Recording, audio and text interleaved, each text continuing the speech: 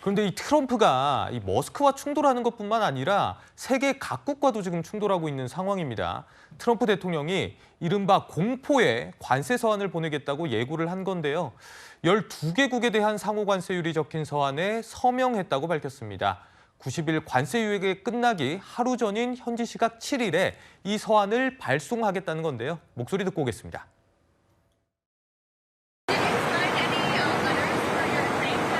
I signed some letters, and they'll go out on Monday, probably 12. 12 different amounts of money, different amounts of tariff. 네, 그러니까 이제 트럼프 대통령은 구체적으로 어떤 나라들이 대상인지 또 구체적인 관세율은 얼마인지 이렇게 말하지는 않았습니다. 1차 통지에 우리나라가 들어가 있을까요? 어떻게 전망하십니까? 저는 개인적인 바람으로는 안 들어가 있기를 바랍니다. 예. 왜냐하면 이제 다른 나라의 관세율이 어떻게 정해지는 걸 기준으로 놓고 우리나라의 어떤 유불리를 좀 따져볼 시간이 좀 필요해 보이고요. 또 우리 이재명 정부가 들어선 지 얼마 안 됐기 때문에 미국 그 행정부하고 협상할 시간이 충분하지는 않았습니다.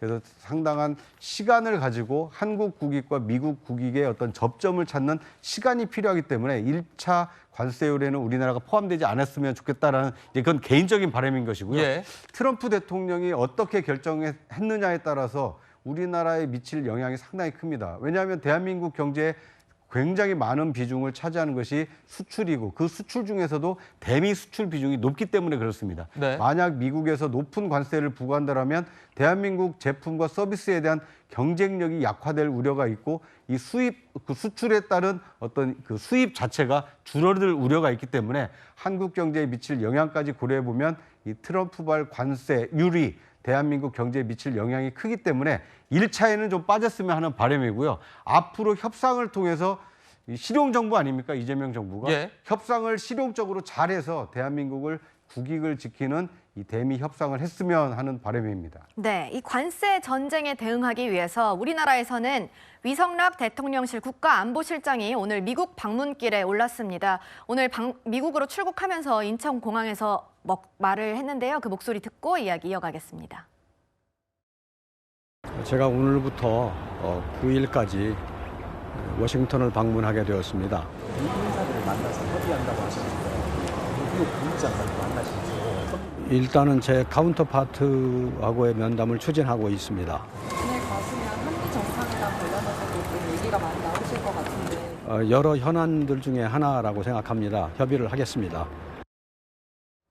네, 위 실장은 관세 협상이 중요한 논의 대상 중에 하나다라고 얘기를 했는데요. 사실 새 정부가 출범한 이후에 한미 정상회담도 약간 계속 늦어지고 있어요, 장 변호사님. 네. 이번에 위 실장이 가서 우리가 괄목할 만한 성과를 좀 가지고 오실까요? 가지고 올 수밖에 없는 것 같고요. 원래 G7에서 트럼프 대통령과 사실상의 정상회담이 거의 다 마무리 단계까지 이르렀지만 트럼프 대통령이 그 이란 공격과 관련해서 급히 미국으로 돌아가면서 이 부분이 성사되지 못했던 측면도 있습니다. 예. 그러니까 미국 정상을 이제 빠른 시일에 만나는 것도 중요하겠지만 더 큰 한국이 아는 또 하는 과제는 관세 협상과 관련된 부분 아니겠습니까? 지금 세계 경제가 상당히 미국의 관세 전략으로 요동치고 있는 부분이 있습니다.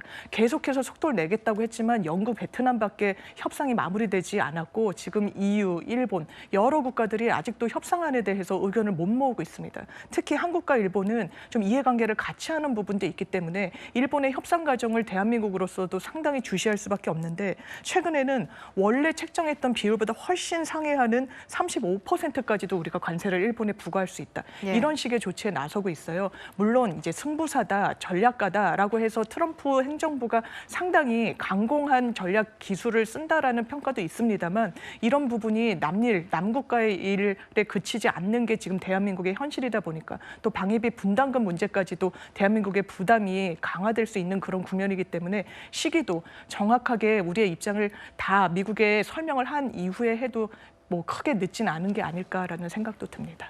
네, 이렇게 위성락 대통령실 안보실장뿐만 아니라 여한구 통상교섭 본부장도 앞서 방미길에 올랐습니다. 관련 목소리 직접 들어보겠습니다.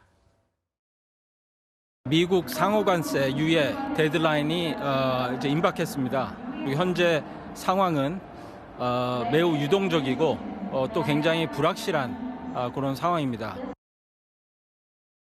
네, 여 본부장 지난달 새 정부 출범 이후에 처음으로 고위급 통상 인사로 워싱턴 DC를 방문했었는데 일주일 만에 다시 현지에 급파된 겁니다. 뭐 편도 티켓만 가지고 갔다고 하던데 어쨌거나 여한구 본부장과 위성락 실장 이렇게 투트랙 전략을 쓰고 있다. 이렇게 봐야 되겠습니까? 그렇습니다. 우리나라는 이 대미 수출, 특히 이 수출의 비중이 큰 나라이기 때문에 미국이 관세를 어느 정도로 높이느냐에 따라 영향을 받을 가능성이 굉장히 큰 나라입니다. 그러다 보니까 통상교섭본부장은 말 그대로 실무적으로 이 관세율 협상을 하는 실무 당사자입니다. 그리고 최근의 경우에는 안보가 경제 안보라고 해서 그 세계 공급망 재편 과정에 미국과 함께 공급망을 공유할 수 있는 나라. 여기에 대한민국이 지금 중요한 위치를 차지하고 있지 않습니까? 그러다 보니까 위성락 국가안보실장이 직접 워싱턴으로 날아가서 통상교섭본부장은 그 실무 관세율에 대한 협상을 한다라면 이 위성락 그 실장의 경우에는 이 경제 안보 측면에서 이 그러니까 한미 양국 간의 이익을 공유하기 위해서는 관세율을 적정한 수준에서 조정할 필요가 있다. 그러니까 투트랙을 통해서 미국에 대한 미 행정부에 대한 우리 측 입장을 충분히 설명하기 위한 미국 행위다. 이게 이렇게 해석할 수 있을 것 같습니다. 알겠습니다. 뭐 투트랙 전략이다 이런 얘기를 해주셨는데 조금 전 들어온 내용입니다.